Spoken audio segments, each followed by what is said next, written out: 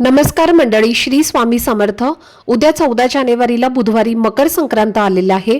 यावर्षी खास गोष्ट म्हणजे मकर संक्रांतीला षटतिला एकादशी सुद्धा आलेली आहे आणि हा योगायोग तब्बल 11 वर्षांनंतर येत आहे। त्यामुळे यंदा मकर संक्रांतीचे धार्मिक महत्त्व वाढलेलं आहे। ज्योतिषशास्त्रानुसार मकर संक्रांतीपासून आपल्या जीवनात चांगल्या दिवसांची सुरुवात होते आणि म्हणून हा दिवस सगळीकडे आनंदाने, उत्साहाने आणि भक्तीने साजरा केला जातो। या दिवशी काही खास उपाय आणि सेवा केलं तर त्याचं फल अत्यंत प्रभावी ठरतं। या मकर संक्रांतीला तुम्हाला गायीला एक विशेष वस्तू खाऊ घालायची आहे। ही सेवा केल्याने शत्रू घरी येऊन माफी मागेल, 7 पिढ्यांचं दारिद्र्य संपेल आणि जीवनातील सर्व अडचणी दूर होतील। तसेच संपूर्ण मकर संक्रांतीचं आणि षटतिला एकादशीचं शुभ फळ हे तुम्हाला मिळेल।